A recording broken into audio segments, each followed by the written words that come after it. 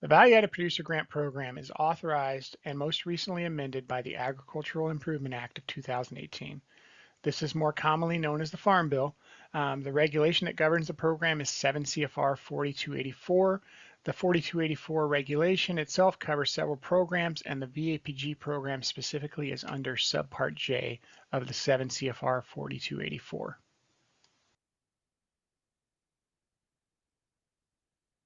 The VAPG program provides funds for economic planning activities or eligible working capital expenses to enable viable for-profit agriculture producers to develop businesses that produce and market value-added agricultural products and to create marketing opportunities for such businesses. A little heads up here, 7 CFR 4284.901 regulation was updated to include the term for-profit. The intent is to make it clear that this program is not a non-profit program and that you have to be a for-profit producer to apply for VAPG. The only exception will be for agriculture producer group applicant types, as those are usually set up as nonprofits.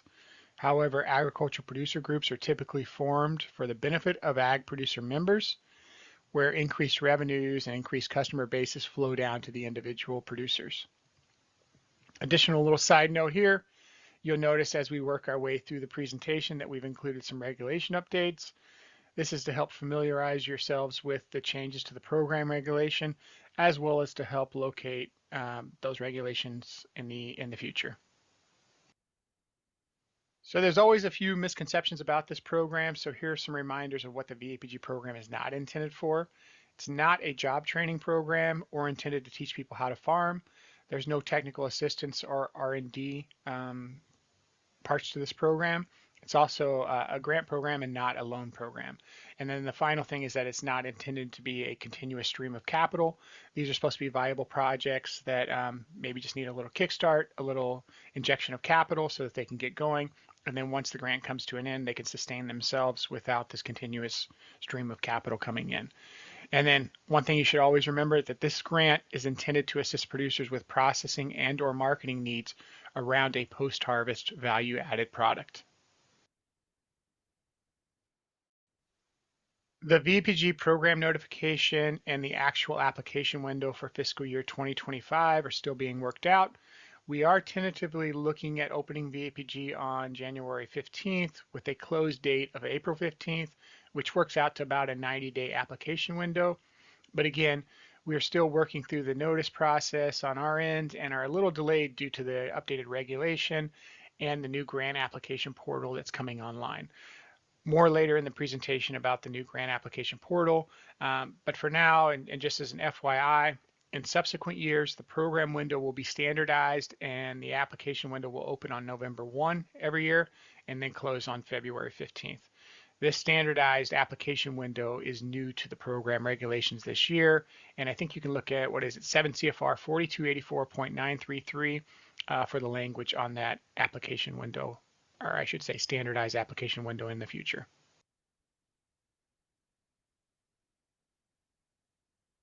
As with prior year fundings, we have reserve fund categories set up for the program.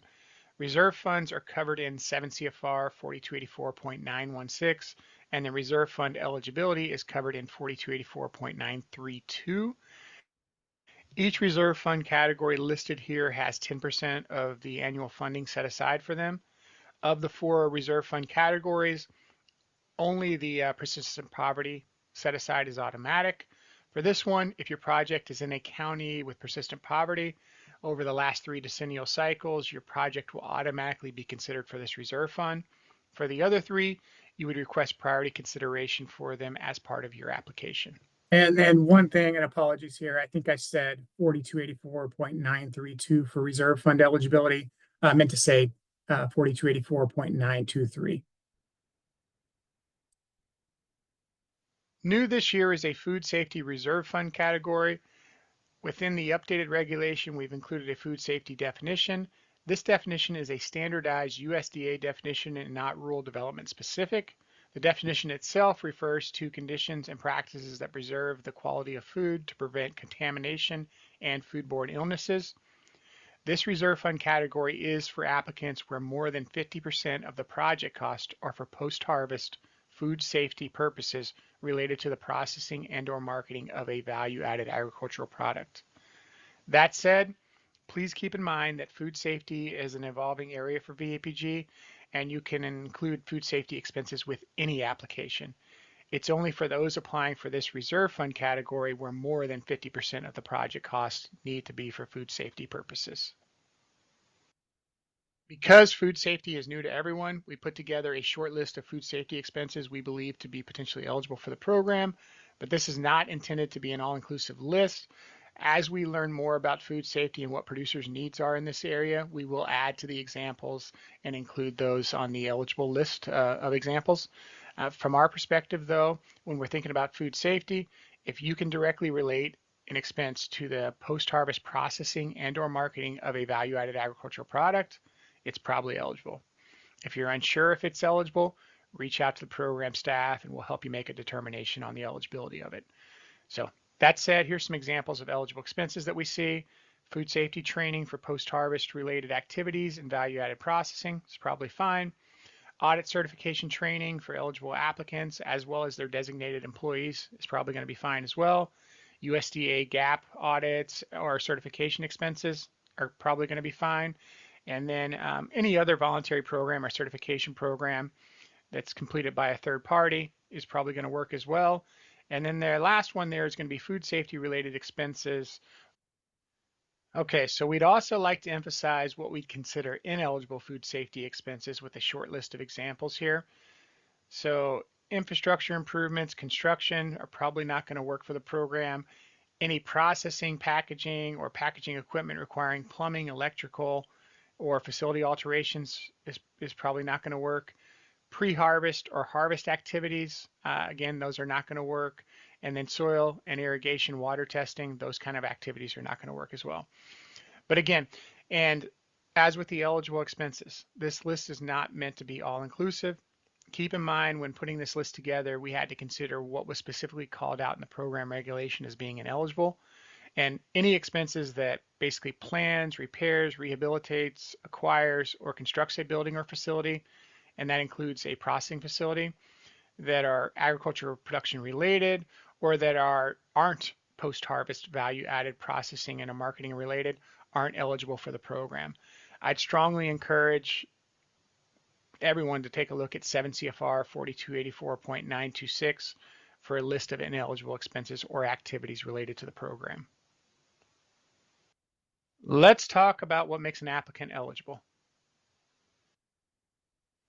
Applicants must have an active SAM registration at the time of application submittal, and they need to have the legal authority to do business in the state they are operating in. Concerning SAM registrations, the SAM registration process is free, but it can take time to complete. If you already have a SAM registration, you do not need to re-register. However, you must ensure that your registration is active and remains active throughout the period of performance.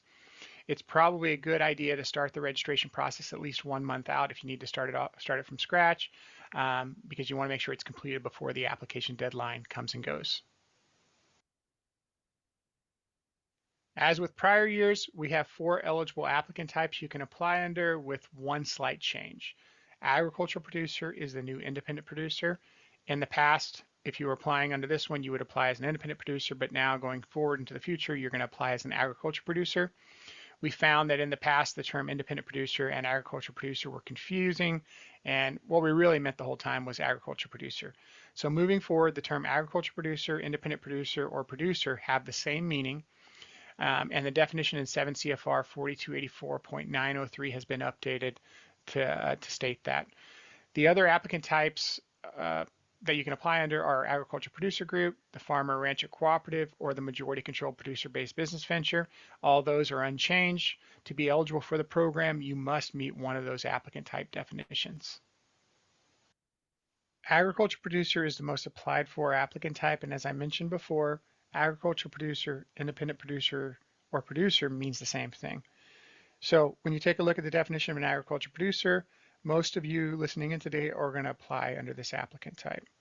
So the new agriculture producer definition states that an agriculture producer, independent producer, or producer means a for-profit agricultural business or entity that is 100% owned and controlled by an individual entity, or family farm that produces an agricultural commodity through the participation in day-to-day labor, management, and field operations, or has the legal right to harvest an agricultural commodity that is subject of the value-added producer grant project.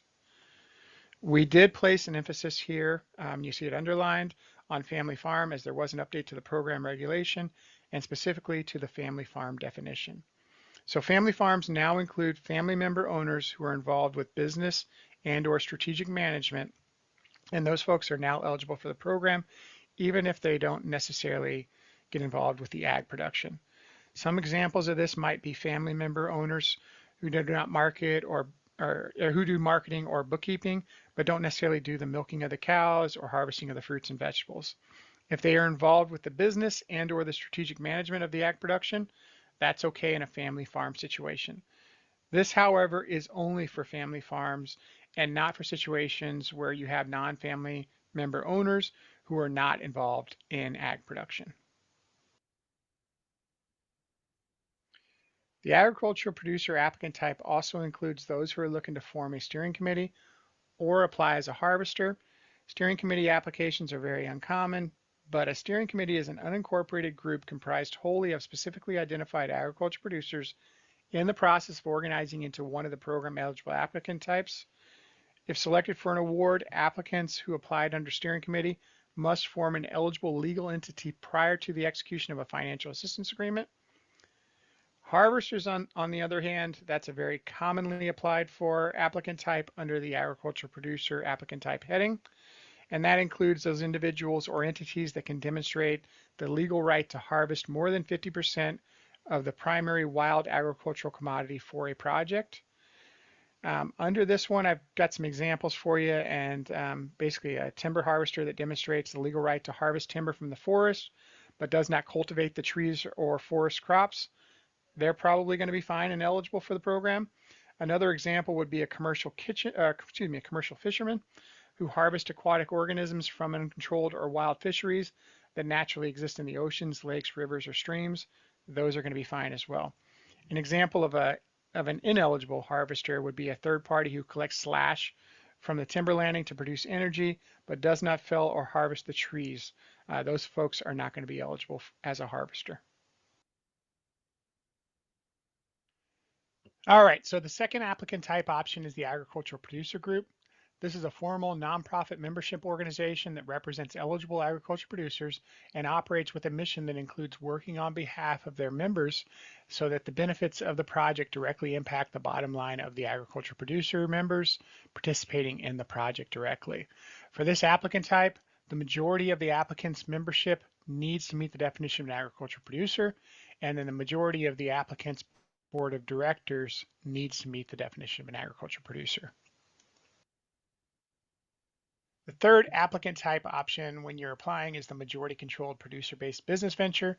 This refers to a venture where you have greater than 50% of the ownership and control of the operation held by agriculture producers, but you might have some non-agricultural producer owners involved with the operation. As long as they represent a minority position in the operation and have less than 50% control, you could potentially apply under this option. Just keep in mind here that only 10% of available funds will be awarded to eligible applicants in this category. That said, we typically do somewhere around 8 or 9% of overall funding under the majority control producer-based business venture applicant type, so we haven't run into issues with that 10% in the past few years. The fourth and final option for applying under the applicant types is the farmer or rancher cooperative. This is a business owned and controlled by agriculture producers that is incorporated or otherwise identified in the state in which it operates as a cooperatively operated business. The agriculture producers, on behalf of who the value-added work will be done, must be identified, and the work done on the project must be for the benefit of the participating members. Regardless of the applicant type you're applying under, all applicant types must be an agriculture producer, which is defined as an individual, entity, or family farm that produces an agricultural commodity through participation in day-to-day labor, management, and field operations.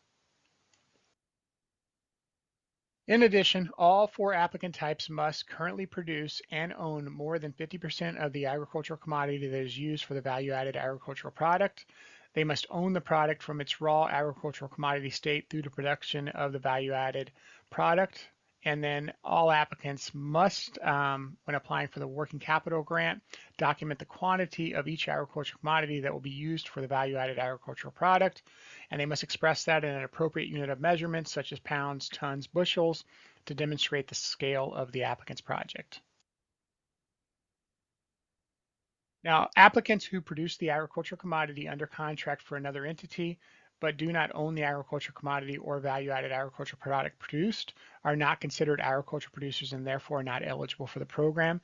Entities that contract out the production of the agricultural commodity are not considered agricultural producers and are also not eligible. Please take the time to familiarize yourself with some of the additional requirements around citizenship, multiple grants, and current VAPG awards. For the purpose of this grant, you must meet citizenship requirements. You may only submit one application per cycle, and an applicant cannot apply for the same project twice. And if you have a current award, it must be closed out by the application submission deadline date for the subsequent VAPG program cycle. This is a slight change from the prior regulation where you had 90 days after the application submission window to close out a grant. In the new current reg, you have to close out any current applications by the application submission deadline date of the subsequent VAPG competition. Let's talk briefly about ineligible applicants. Okay, so if you've been debarred or suspended, if you have any outstanding judgments, if you have any delinquencies or payments on federal income taxes, if you've been convicted of a felony under federal law in the last 24 months, or if you have any unpaid federal tax liabilities, you could be running into eligibility issues with this program. If any of these situations do apply to you, I'd recommend reaching out to your USDA RD staff to discuss. They can help you navigate through the questions and come up with an understanding of whether or not your specific situation is going to cause any eligibility concerns. All right, here's a little bit on project eligibility. There are 2 options when applying for VAPG. It's either for a planning grant or a working capital grant, and the associated work plan and budgets for the projects must be directly related to the processing and/or marketing of the subject value-added agricultural product, regardless of which option you are choosing. In addition, applicants must own and produce a majority of the agricultural commodity used for the project. The value-added agricultural product that will be marketed and sold as a result of the project must be from an agricultural commodity that has gone through or meets one of the 5 eligible value-added methodologies. The first one and the most common of these is the change in physical state, which is an irreversible processing activity that alters the agricultural commodity and enhances its value. Good examples of this could be milk to cheese or tomatoes to salsa. The next option would be produced in a manner.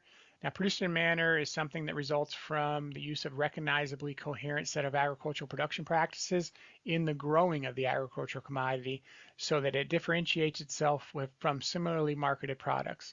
Examples here could be organic, grass-fed, free-range, those types of things. Then physical segregation. This one's not commonly used, but it would be things like GMO corn separated from non-GMO corn on the farm during production and harvesting with continued separation through marketing. And then the next one, for farm or ranch-based renewable energy projects, the applicant must use agricultural commodity produced on farm to create renewable energy. Rather than dig into this one too deeply, I would tell you that there is a really good energy project fact sheet on the VAPG website that gives examples of eligible projects and expenses for this category. I'd encourage you to take a look at it if you're interested. Finally, and the last one here, is any agricultural food product that is marketed and distributed within 400 miles of the product's origin or within the state in which the product is produced could meet the locally produced methodology definition or requirement. This is becoming a more common methodology used for the program, and the key here is that it's a locally produced agricultural, and it's the 4th word there, food product. It has to be for human consumption. There is a dollar for dollar matching fund requirement for the VAPG program. However, there are multiple ways to cover your matching requirements that include in-kind contributions. The three most common forms of matching funds are applicant cash, applicant or family member in-kind contribution, which includes in-kind labor, or applicant raw agricultural commodity. Now, this one's not really appropriate for a planning grant, but is perfectly fine for a working capital grant.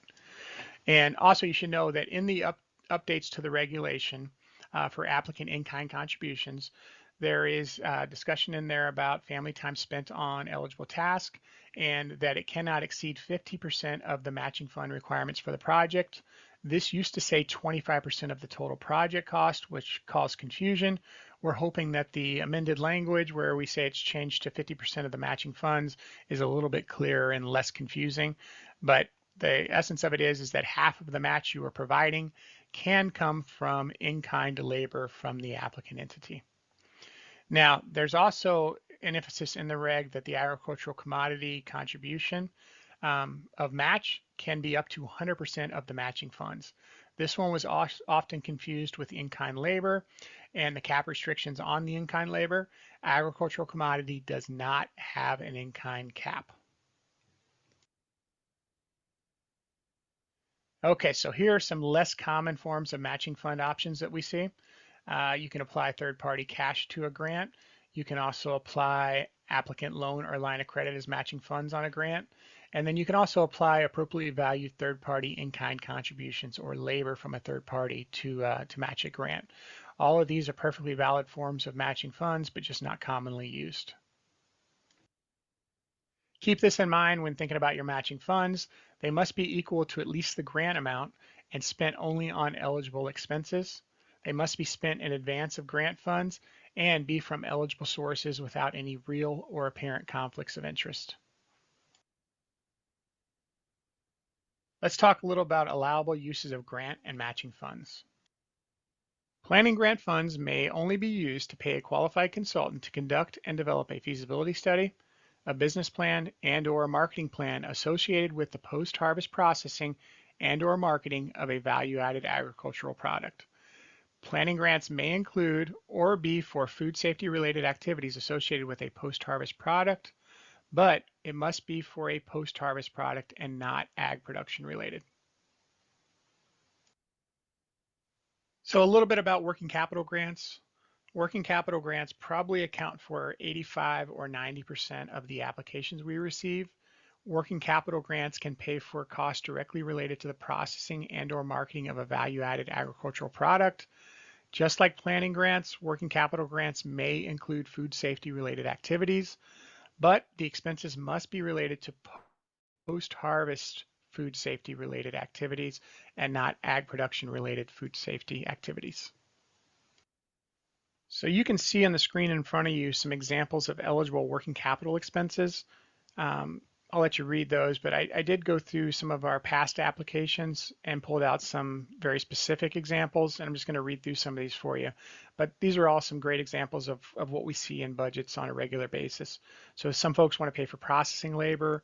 They might pay for a commercial kitchen space rental. We cannot build out a commercial kitchen because that would be real estate improvements, but we can assist with the renting of commercial kitchen space so that you can go and you can produce your product. We pay co-packing expenses with grant funds. You can pay for packaging, and that can be all kinds of packaging from, I don't know, vacuum packaged packaging to labels, bottles, jars, all different types.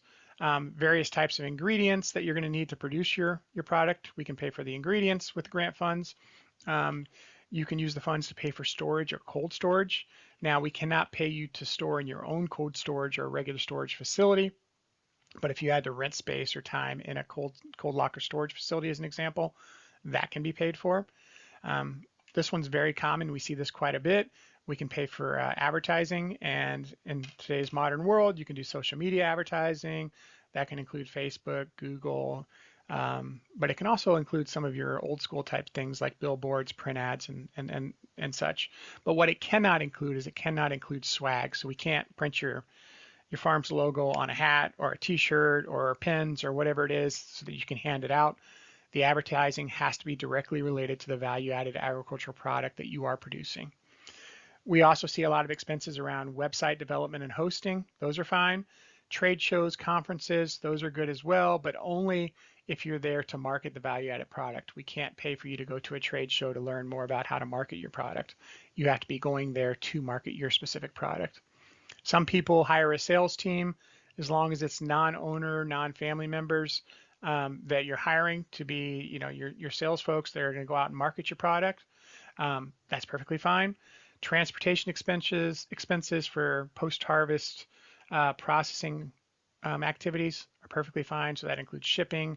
You can maybe have mileage if you have trucks of your own that you're going to be shipping it in, but you can also do packaging, things like that. Insurance for the value-added product only are okay. You just have to make sure that if your insurance is inclusive of a few different things, that we're prorating out the portion that is for the value-added agricultural product. We do see utilities sometimes, so that one again needs to be prorated. So if your utility bill was X amount before this project, and now because of this project, you're seeing an increase of 50%, those utility expenses above and beyond what you were originally paying, those are eligible for the program. And then equipment isn't eligible for the program, but sometimes small scale items could be.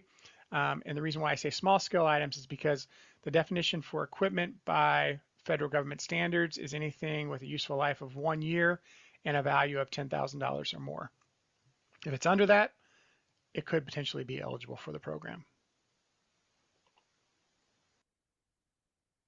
A little bit more about eligible working capital expenses. We talked about this earlier and I said I'd come back to it, but food safety refers to the conditions and practices that preserve the quality of food to prevent contamination and foodborne illnesses. So when it comes to eligible food safety related expenses, especially those associated with the equipment caveat of $6,500 for food safety, here are some of the things that we could see as potentially being eligible. So this might give you some ideas on what could work. If you need to purchase cleanable food contact surfaces, maybe a sorting table or a prep table, could include portable wash tanks, bins, things like that. We see those as being eligible. Food handling or training certifications, those would work under the food safety certification heading as long as it's for post-harvest processing activities. We could also see food and wash water testing tools for temperature, humidity monitoring, those types of things. Upgraded cleanable and single-use product packaging, food storage containers, liners, those should all be fine. You might need to buy some employee or visitor signage regarding proper food safety practices. Those could work. Cleaning and hygiene supplies, so there's a whole list here of things we thought about, which could be gloves, hairnets, antibacterial soap, single-use towels, first aid kits, and then maybe some other sanitation supplies. And then if you're doing some sort of field packaging right there in the fields, some equipment associated with that might work as long as it's specifically for the post-harvest processing and or marketing of that value-added product. It could work. And then finally, I want to talk about the $6,500 here, and I'll do my best to explain this, but when it comes to the $6,500, in the Farm Bill, it basically says that $6,500 of the grant amount can be used to purchase or upgrade post-harvest food safety equipment. This can be combined with $6,500 in matching funds, so that would bring the total that you could spend on one specific piece of food safety equipment to $13,000, and that's $13,000 total. So it can't be a $15,000 piece of equipment that you are putting more match towards. It's 65 and 65, so the most it can be is $13,000. But there has been, and just kind of as a little bit of a reminder for those of you that are aware, there has been a little bit of an upgrade to 2 CFR, which is the overall governing of grants for the federal government. And equipment in the 2 CFR used to state prior to this last year that anything with a useful life of more than 1 year and a value of $5,000 or more would be considered equipment. That's now been upped to $10,000. So if something is under the $10,000 threshold, it could potentially be eligible for the program as well, as it would fall underneath what the threshold is for equipment under the 2 CFR definition. All right, let's take a second here and talk about the different variations of working capital grants that you can apply under. So we'll start with the first one here, which is request of $50,000 or more, which is commonly referred to or known as the emerging market proposal applications. For this one, it requires a feasibility study and a business plan Business plans can be also substituted. You can substitute a marketing plan for those. But the big change with the business plans here is that they can be self-prepared. That's new in the regulation. That used to have to be third-party prepared. Any reference to them needing to be prepared by the third party has been completely removed from the regulation. And the only exception for this is if you're applying for a planning grant. If you're applying for a planning grant where you're going to have a feasibility study and a business plan prepared, that has to be prepared by a third-party consultant because we're paying to have that done. But when it comes to the working capital grants, those can be self-prepared going forward. And then the second one here is the request of 50,000 or more. Now this is for market expansion, and this only applies to agricultural producer applicant types. Any of your group applicant types, so any one of those other three applicant types, they're not eligible for market expansion. Only agriculture producers are eligible for number 2 here, which is 50,000 or more for market expansion. This option does not require a feasibility study. The feasibility study is being waived for market expansion projects, but you will need to provide either a business plan or a marketing plan, and again, these can be self-prepared. Third option, now this is for what we call our streamline applications, or those applications that come in under $50,000. So the cap on it's $49,999. No business plan, no feasibility study requirements on this one. However, group applicant types must demonstrate that they're entering into an emerging market, because remember, those group applicant types are not eligible for market expansion. And then if you're an agriculture producer, you can be applying for either emerging market or market expansion, doesn't matter, and you can come in under this category. So again, kind of going back to number 2 and number 3, agriculture producers are eligible for market expansion. Group applicant types are only eligible for emerging market projects. And I know the question is going to come up. An emerging market project is basically a new product that you're getting to the marketplace, so something that you've produced and marketed for less than 2 years at the time of application. And a market expansion project is something that you've been producing and marketing for more than 2 years at the time of application, and you'd like to get that out to different markets, expand on your marketplace, that type of thing. That's what we would consider market expansion. And then the final one is the food safety simplified application. Now remember, and I said this before, that you can include food safety with any of the working capital options, as well as the planning grant for that matter.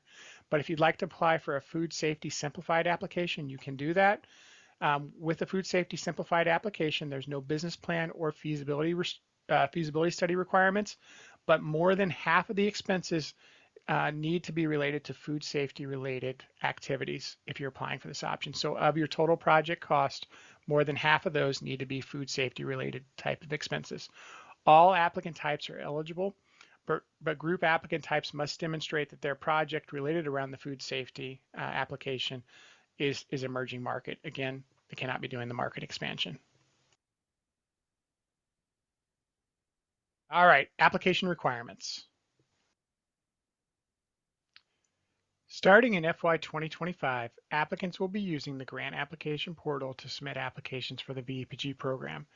A link for access to the grant application portal will be published on the program website the same day the FY 2025 program notice is published. In addition, the program website will be updated to include tools to help you navigate the new application process. The grant application portal has been the primary focus of a project the VAPG team has been working on this last year. We're very excited that it's going to be up and ready for use in the FY 2025 program cycle. The system was built to be a very intuitive and comprehensive platform that will guide applicants through the application process. The system includes step-by-step navigation. It includes helpful tips, progress-saving capabilities. The application itself is very streamlined, reduces the reliance on external assistance, and really empowers applicants to independently manage their submissions.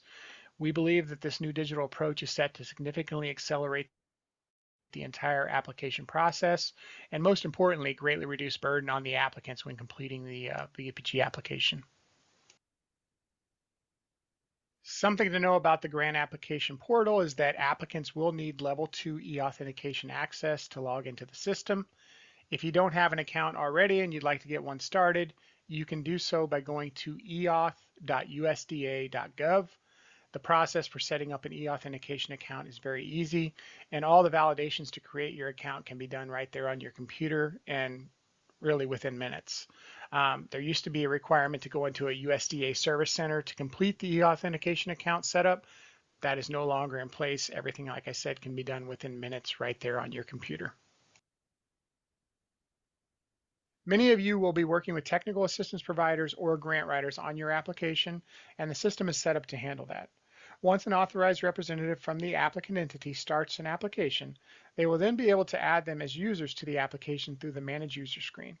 While this will be a very intuitive process, we've included detailed instructions in the external user guide if you need them.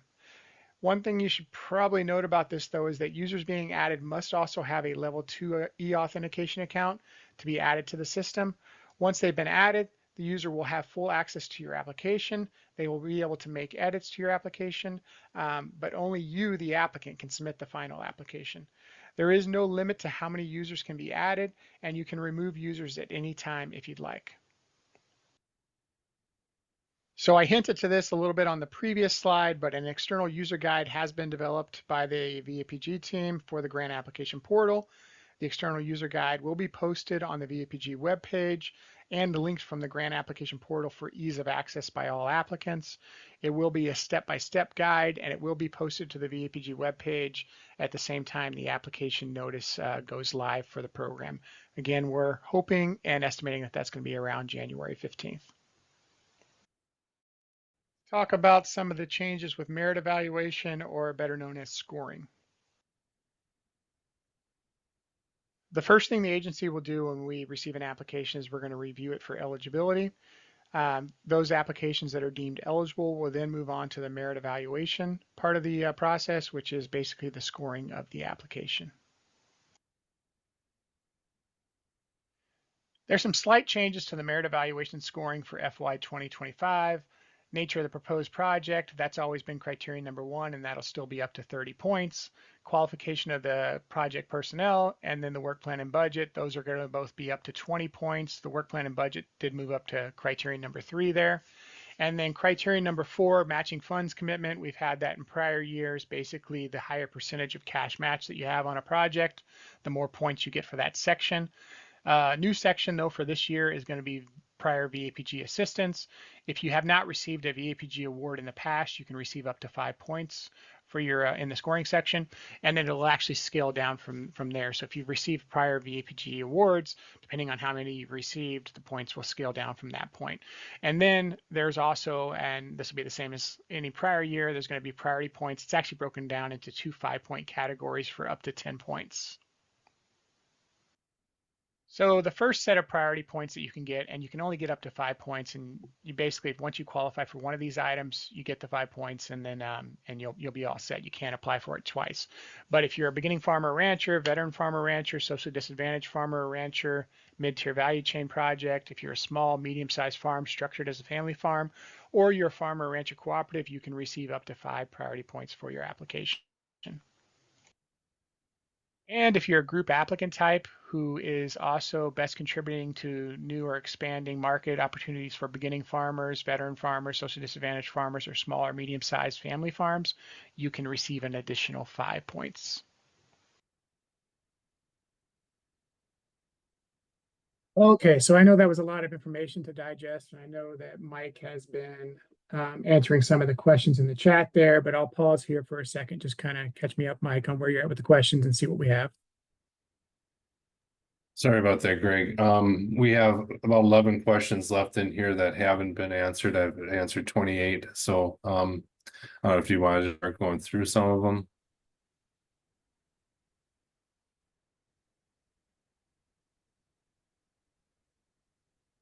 Greg, did you want to start going through some of them, or? Yeah.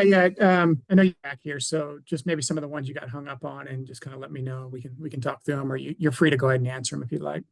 Well, one that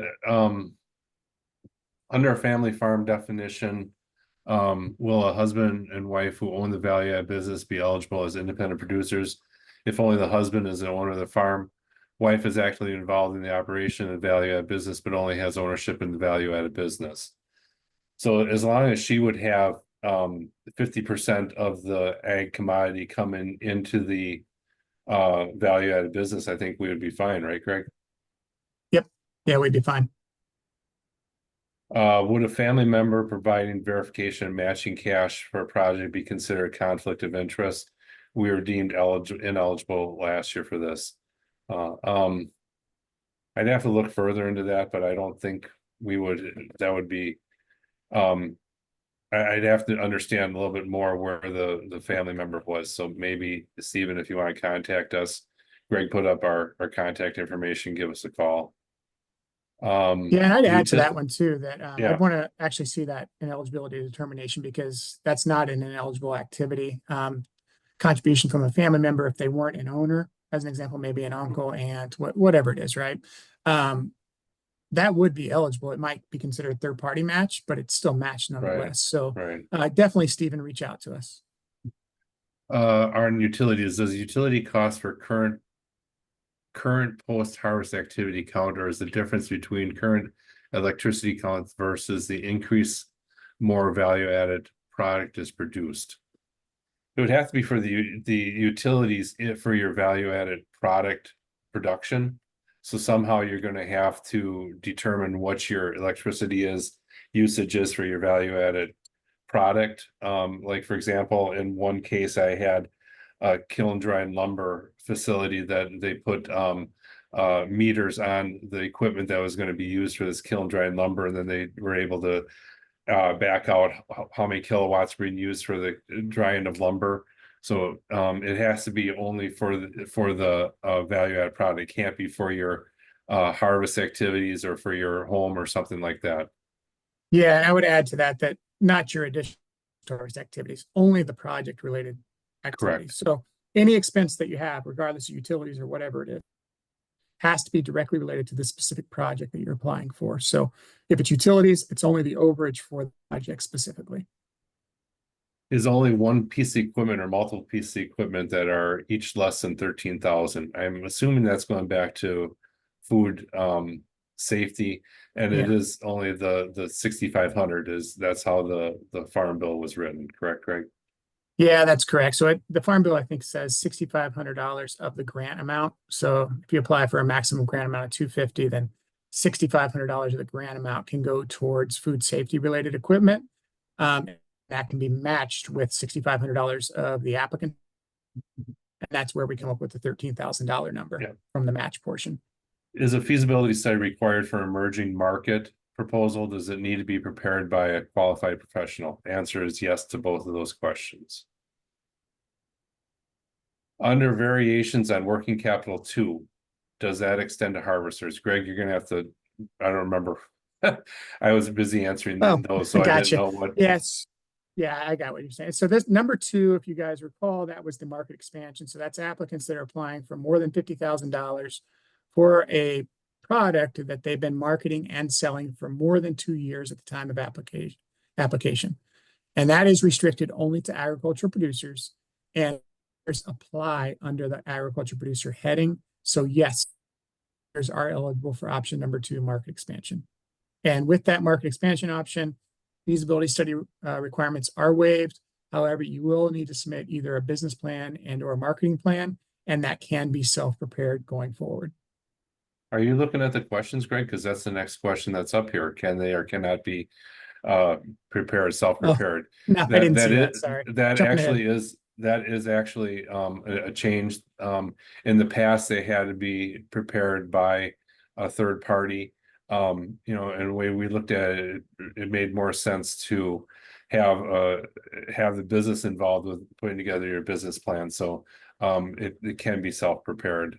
That was an anonymous question. For food safety simplified application, is there a specific budget cap? I think that what we're saying is it has to be more than 50% of the total project cost, but the budget cap would be 250.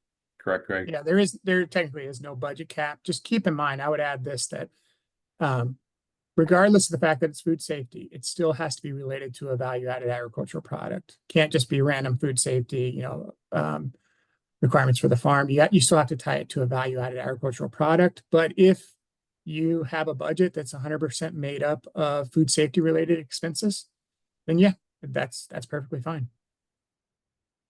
Next question, is there a list anywhere of previous recipients? I can't seem to find anything. Hannah, I believe NSAC does have a list somewhere of previous recipients. Yeah, and there's actually also the Rural Data Gateway. So you can go in and it's a very easy to use new system, but you can go in and you can put your state. So if you want to see, you know, other projects that have been funded in your state, and I can drop that in the chat. Awesome. Is an ag producer owned co-op that does not do ag production eligible? For example, a producer owned co-op that does marketing distribution, but does not grow the crops, you would not be eligible. At least 50% of your the ag producers within your co-op have to be producing an ag product. Would you agree with that, Greg? Or are they? Yeah, I mean, the short of it is that this is an agriculture producer driven program, meaning it has to be the farmer, the agriculture producer, the person that's got their hands in the dirt, or the one that's harvesting the fish from our waterways or what have you, that's applying for the program. So when it comes to agricultural producer groups, you can have a situation where the agriculture producer group does the marketing, distribution, aggregation, that piece of it for a group of agriculture producers, but the organ to be controlled agricultural producers, so meaning a majority, and done by the agricultural producer group needs to be done for the benefit of those agriculture producers that are participating in the project. It can't be non-agricultural producers. So here, I figure this might come up with a question also, just to be sure I understand, we can prepare our own feasibility study. No. The feasibility study for emerging market has to be done by independent third party. You cannot do that because the government is making you're asking the government to make an investment into your product, your project, your venture. There has to be a third party that's telling us that this is a viable venture. We're allowing you to do your business plan because really you're writing that for the market expansion, and you're telling us what your margins are and things of that nature. For socially disadvantaged farmers, is there a form? And within the grant application portal, you're going to be self-certifying that you meet the definition of disadvantaged farmer. Will there be any changes to the review process when the local RD office is reviewed first and then goes through the reviewer at the federal level? I don't know what you said there, Greg, so I'm going to let you answer that. Yeah, I think there's two different things going on there. So one is eligibility.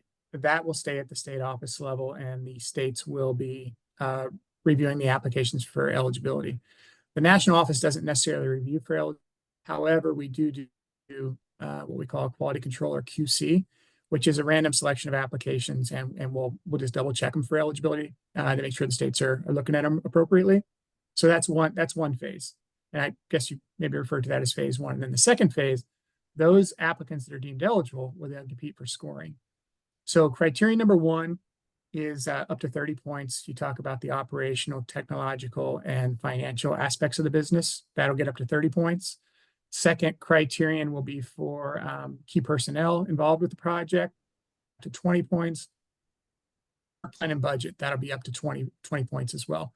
Those three criterion, the first three criterion, will be scored on consensus scoring for 2025 by a panel of at least 3 reviewers.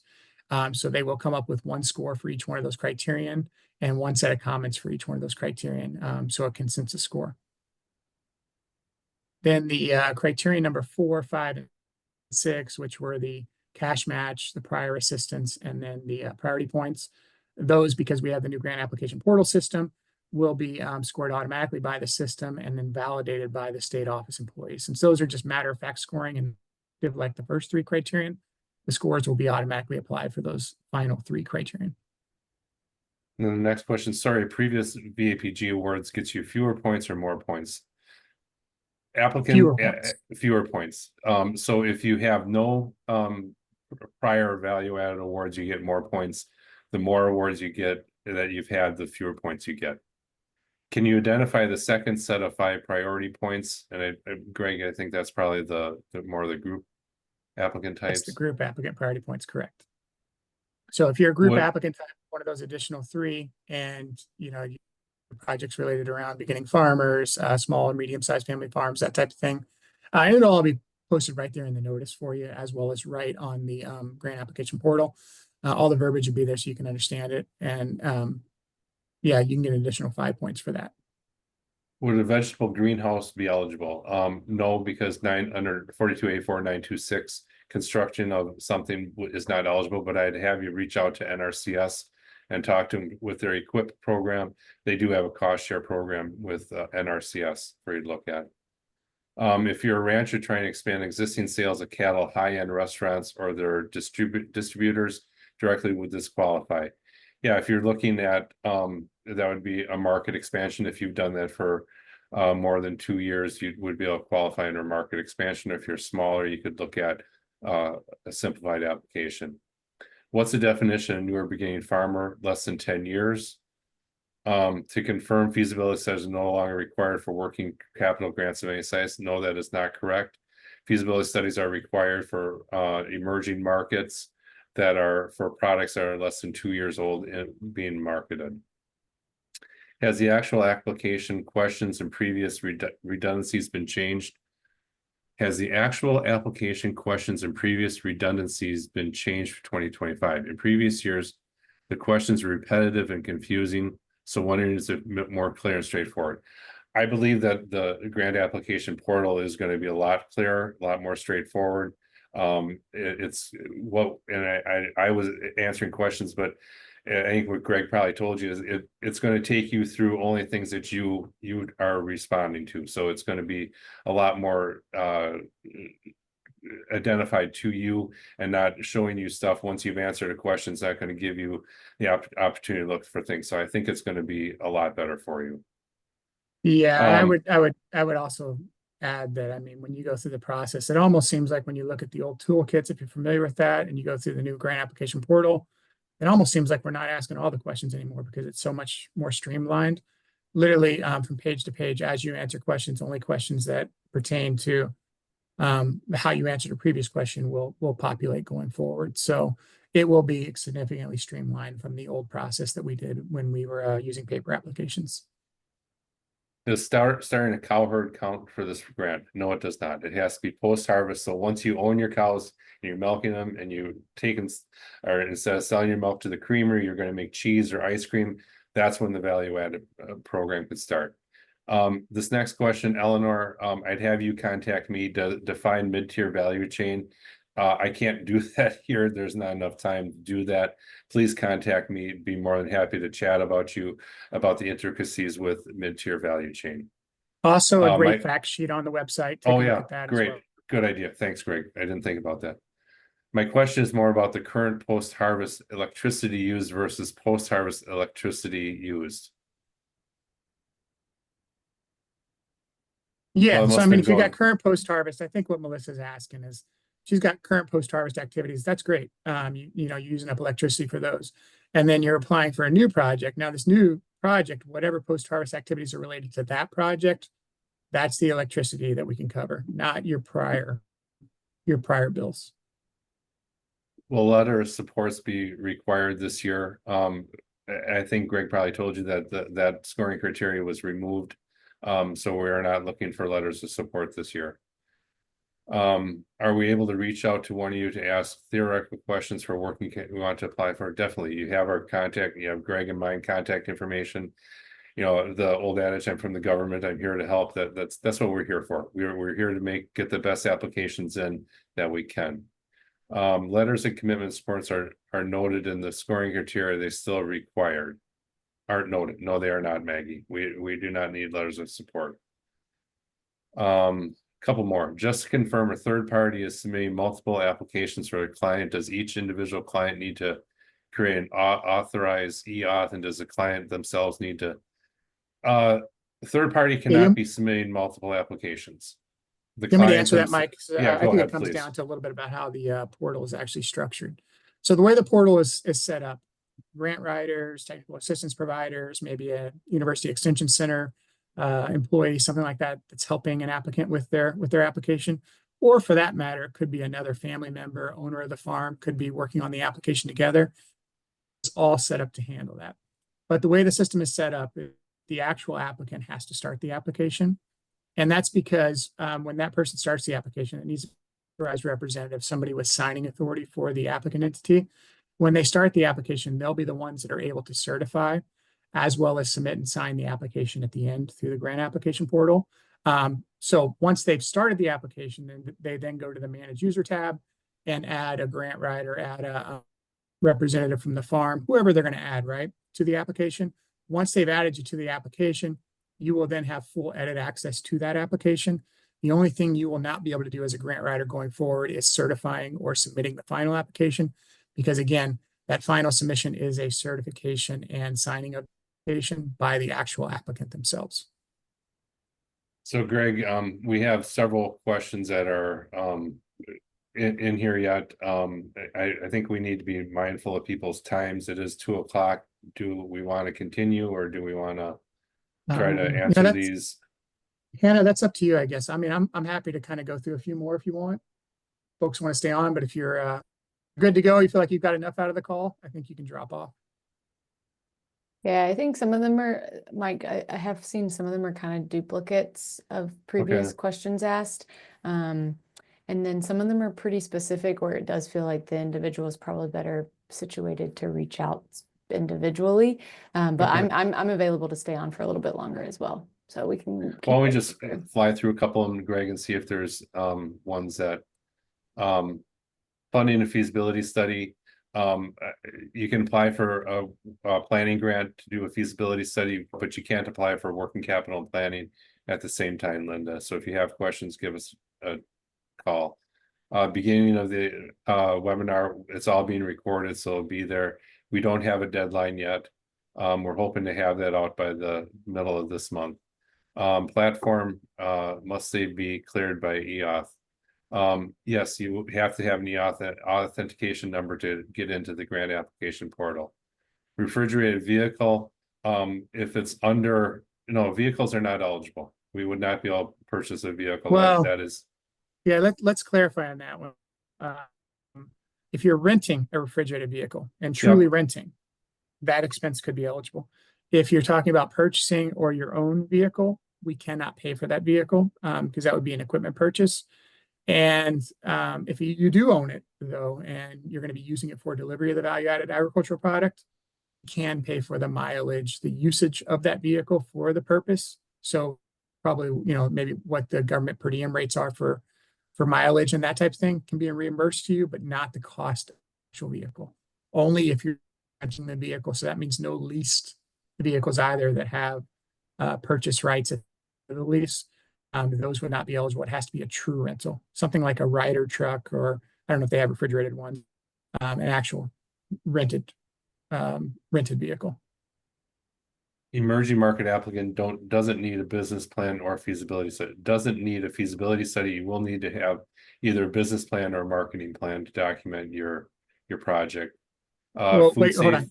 Hold on, Mike. Sorry, that was emerging markets. So you need a feasibility study and a business plan. You need both of those for emerging markets. The reason why you need both for those is because you're entering into a project where you're doing something that's new to you, and there's not a proven market for it. And because it's like if you were to get a commercial loan or something along those lines, you need to be able to show that there's been enough research and there's a likelihood basically for the project. And that's what the business plan and especially the feasibility study does, is it takes something that's new to you, has a third party look at it, really determine the feasibility of it and assess whether or not there's a likelihood of success. So those are both required. Making sure I understood this correctly, new grant application applicant will submit the account, will set up an account, give consultant access to upload materials. However, the applicant must be the one who submits. You are 100% correct. Can we communicate with somebody to better understand what specific projects would be eligible for based upon our business needs? Yeah, you can contact your state representative or you can contact Gregor and I. We'd be more than happy to talk to you. I'm trying to understand the equipment allowance. If I produce freeze-dried food, want to add a $5,000 freeze dryer, is that allowed? Then if I have 6,500 additional food safe, are they both allowed? Yeah, because I think the $5,000 is under 10,000 and that'd be considered equipment as long as it's depreciated out. And then $6,500 can be for food safety. So I think you could do both, right, Greg? Yeah, I'd say both as long as they're not constructed. So you're not building in a walk-in freezer or something like that in your commercial kitchen or something like that. And it doesn't sound like you would be at $5,000. Sounds like you'd actually be buying a freeze dryer. Then Yeah. it would not meet the definition of equipment by the 2 CFR definition, so therefore it would be eligible. Will there be more specific metrics on how the cash funds, cash match and how many points? Yes, in the notice there will be, Maggie. And a working capital grant funds can be used to help with securing H2A employees, transportation or housing. No, I don't I'm not believe familiar so. with H2A, Mike. I'd have to look at that, but no, I mean, we can pay for wages of somebody that's No really housing or anything, work on the value added processing and or marketing of the project. But yeah, maybe if that person can reach out to us and right? maybe do a little search of what H2A is. Entering emerging market applicant doesn't need business plan or feasibility for under 50,000. Correct. Under 50,000, you don't need to have a feasibility study or business plan. Would you talk more about marketing the ag producers by the participant? Yeah, they might That, just reach out to us and we can yeah. kind of clarify that and talk to you about it. Can a tribe apply if we receive a grant is sovereign? Tribal 100%. entity can apply, yes. If you're assisted by a third-party grant writer for the, can a feasibility study for the application be prepared by the same party writer? It has to be Yeah. independent. I don't believe that. Oh, I thought they meant Yeah. submitted by them. Yeah, yeah, it needs to be independently prepared, or excuse me, it needs to be prepared by a qualified consultant. So the person preparing it really is what it comes down to. Needs to have the qualifications, the expertise to be able to prepare a feasibility study and make a true determination on whether or not there's a likelihood of success or a viability of the project. Sorry, I still need a clarification on the eligibility. Chrissy, why don't you just give us a call and we can talk you through it to make sure we're all on the same page. Tony, will RD continue to provide a template or will the application available online, only online in the portal? We will no longer have templates. Maggie, the new notes, if an application cannot be fully funded, the agency will offer partial funding extended that funds are available. Will programs still prioritize funding fully for the high? Yes, we'll continue going down in order, rank order, highest first. Is sovereignty need to be waived? I'm taking that's going back to the tribal. Tribal. We can make grants there. I've made grants myself to different tribes in Wisconsin. There's nothing about sovereignty being need to be waived. Would a trailer with a reefer coil be eligible for food safety? If it's under 13,000, it might be. We need to know what it's going to be used for. If awarded funds with this program, when can we expect payment come in? I think Greg probably said it's a reimbursement payment, and as you incur your costs, you're reimbursed. Does the value add product need to be for human consumption? No, it doesn't. Unless you're trying to do local products only, that has to be for as your methodology. That has to be food consumption. But if you're processing the offal out of animals for dog food, that's fine. That's eligible. Will the new portal replace the toolkit? Yes, there isn't any there. We are not using toolkits anymore. Own documents, upload own documents. Yes, there will be an area for you to upload your own documents. You are correct, Bartlett. No more letters of support. First year of the portal, are they options? No, there are not any options other than the portal. Currently spending 500 on cold storage for blueberries through market expansion increase to 510. Is the 510? Yes, that would be eligible. Why aren't letters required anymore? You can, if you have them, you can submit them to document your application, but they are no longer, it's not part of the scoring criterion under number 3 as the old number 3. Will application portal be used to administer the grant after its award? Not at this point in time. We would like it to be, but we weren't able to get there. It is not live now. It'll be open once the applications are, the cycle is open. Bartlett, does obtaining planning grant reduce your points when applying for an operating capital grant? I would guess it would have to, right? I believe we talked about that, and that was Greg, correct? Yeah, it would be considered a prior award. So, Yeah. yeah, the second time around, I believe you get 3 points. Food safety equipment, can two-piece equipment each cost you 11,000? No. It's 6,500 is the maximum is of 13,000. When water is being used for value-add product, when water is used for the value-add product production, such as juicing, fruit juicing, I think that was Give referring us back to give that us a call. utilities one. Yeah.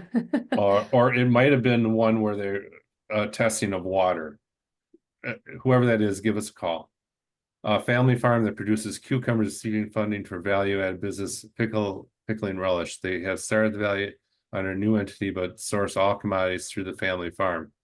Is the value-added entity eligible to apply where they are not the legal agricultural producer? If the same parties are involved with the ag production, so say if it's Mike and Michelle Daniels farm agriculture producer, and we create a Mike and Michelle Daniels LLC to create the protection against any lawsuits from the farm, yes, you can do that. So if that's the question, you're good to go. But if not, give us a call. Could it be for a fishing boat? No. Renting a refrigerated vehicle, possibly. Can I just for Megan real quick, so she has some clarity. The reason why you can't do the fishing boat is because that's ag production, and ag production expenses are not for the program. And renting of a fishing boat wouldn't be for the post-harvest processing and or marketing of the product. It would be for agricultural production or the harvesting of the fish. I know repairs for eligible vehicles are not eligible, but refrigerated vehicles, the actual refrigerator may need to be repaired. Is this eligible? No. No. Maintenance is Good. eligible, but repairs are not. Could it be for construct a food processing site on federally BIA lands? We cannot construct any buildings, so even if it's on BIA lands. Can used equipment be purchased or only new? Yes, refurbished as long as it doesn't meet the definition of equipment. How is that decided? Qualified consultant. Greg, I would assume they're talking about the feasibility study. For feasibility. In essence, and resume or their experience and their relevant, history of doing that type of work along with the feasibility study, and we take a look at that. Word character limits on the online portal, Greg. Yeah, character limits. There are character limits. We don't do words because apparently I learned when we were building this that's how technology works. It's all off character limits. We've assigned character limits to all the fields. However, we've also included an additional document upload button within the portal, so that if you and some of these character limits are very long, but if you truly run into a character limit on one of the fields and you really feel like you need more details to supplement your application, you can do so using the additional document upload button. Since the toolkit is no longer available, how can a prospective applicant access the questions to be addressed? Will it be clearly described in the announcement, or does the applicant have to log into the portal to see the questions? I believe we have it in the announcement, don't we, Greg?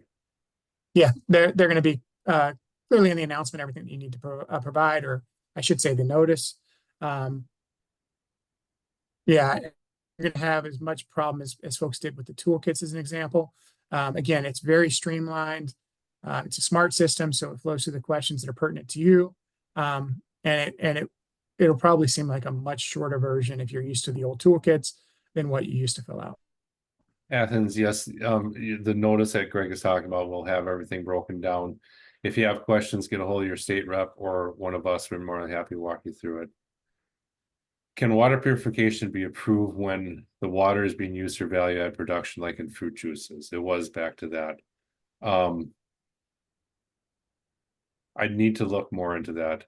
I'm not ready to say that we'd be willing to do that because of Greg, what I'm thinking about is we can't do infrastructure. Yeah, reach out to us. Let's talk about exactly what you can talk it through. Timeline for completion, we're looking at a 90-day application cycle. Can we Mhm. rent or a cart or a commercial kitchen? I don't know what the cart would be for, but you can rent a commercial kitchen. If so, could use bottles, caps, labels, website brochures, business. Yeah, those would be all eligible, wouldn't you think? For Mayas? Yeah, it Right. looks like everything there. Filters, cheese cultures. That one it would call us Cheese on that one, cultures but the rest would of make the cheese. So yeah, that's oh, okay. eligible. Okay. Yeah, so yeah, the rest of the fine there. Paying for printing for advertising, definitely.